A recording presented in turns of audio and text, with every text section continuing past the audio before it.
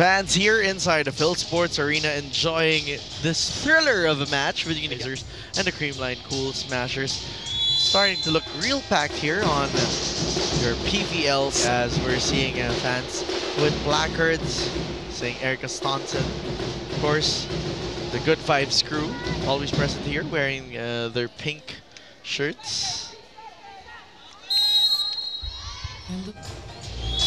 Supportahan natin ang mga atletang Pilipino sa Paris Olympic. Big smiles here as match is about to begin, and we're going to be having our call-outs.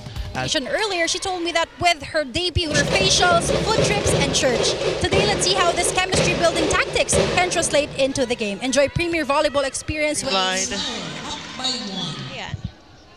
And with that, we're serving 16-10 to everyone, together with her partner in scoring last time, showing MVP numbers. on the lead. Well, 16-10. I mean, maintaining their lead here of 1. Creamline. A very tall setter in Julia Coronel, so that's also something na 4 or 5 points, but they showed us in the first set that they can come back. Creamline going up against. Point for the next leg Chameleons. We have news from the sidelines. What do you have for us, Kyla? after 8th Midpoint mark of set number 4. Been a seesaw battle up to 6 points, or the 6 mark. Then, Here we have Maggie Mangulabdan. Players on the floor for Coach Lori Sherwin Bernardo, Meneses, who's as a part of the gallery's tower.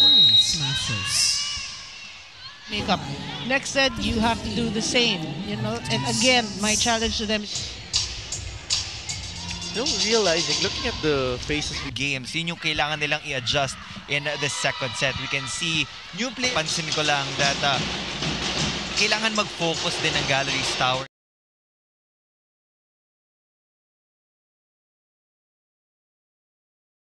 Foxy's going against the next led Chameleons. And as we've seen it, Jenny Murillo has the hot hands. 8 points here, serving. We're back here inside the Phil Sports Arena for your continuing coverage of the Premier Volleyball. Boosted them up to play at par with the Cool Smash.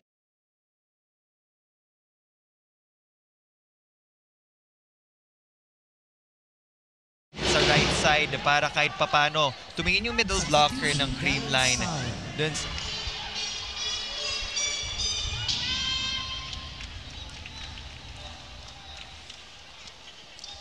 With Coach Chen Gang saying that they have to be decisive, you said you have to. Sir Alan Nacero showing that ace. Substitution. Hindi sapat na nakakahabol at dumidikit lang. Ang kailangan nila ay finishing blow.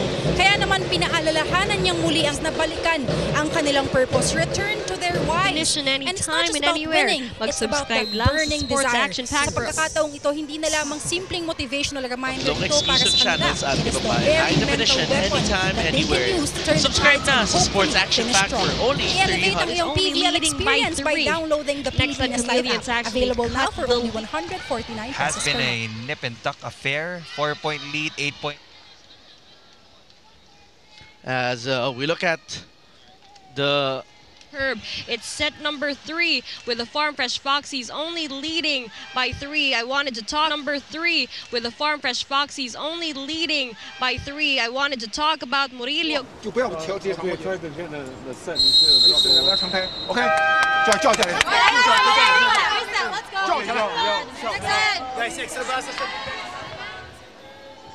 ，Choice for this match. First referee, Mr. Fernando Velarde. Second referee, Mr. Joffer Educado. Calling on our Creamline Cool Smashers. Let's begin with their team captain. She wears jersey number 7, Michelle Teresa Dumabao. At number 1, Kyle Angela Negrito. Wearing jersey number 5, Risa Sato. Number 14, Isabel Beatriz De Leon. Number 19, Bernadette Pons. And number 22, our guest player from the USA, Erica May Staunton. Starting libero is number 11, Kyla Liana Atienza. Head coach, Mr. Sherwin Meneses. Let's welcome our starting lineup from our next sled, Chameleons. Let's begin with their team captain. She wears jersey number 18, Janelle Maraginot. At number 9, Kiara May Permentilla. Wearing jersey number 12, Trisha May Genesis. At number 15, Jaila Marie Atienza. Number 21 is our guest player from Chicago, Illinois, USA, Megan Hart.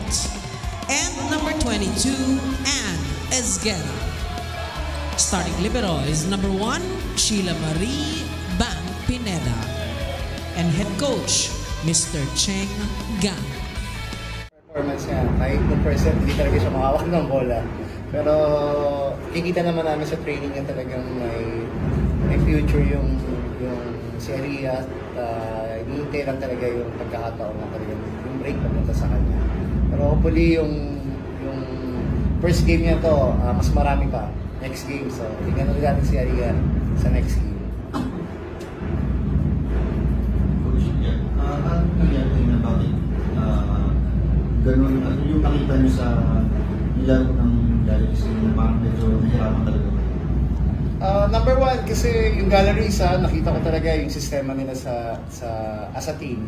Yun yung pinakamahirap talunin talaga. So, once nakakasunod ka sa system ng pinapagawa sa'yo, napakadali maglaro. So, kami medyo may mga lapses sa system namin. So, ibiro yung mga galleries talaga. Napakaganda ng sistema nila sa block, sistema sa defense. Talaga, medyo binuenas lang din namin. What do you say about the trust you and coach Sherwin and yourself? What do you say about the trust you and coach yourself? Yeah, I think it's just a great opportunity that he's given me to be able to play on the court and trust in my abilities that I can play at this level, and even just the girls too supporting me every practice. And even today, they brought a lot of trust to me and support just for my first game today. So I really appreciated that. I'll see him again. Coach, let's say we're in next game against next red. Ano lang siguro yung mga kailangan yung i-improve pa heading to the stage? I think madami pa kami kailangan i-improve. Number 1, medyo hindi maganda yung naging service receive namin today. So, balik muna kami sa basic. I think yung service receive namin hindi ganun kaganda today. And sa NXT, syempre, kahit na 1 game pa lang yung panalo na natin, medyo talaga matatangkad din. So, balik muna kami sa training.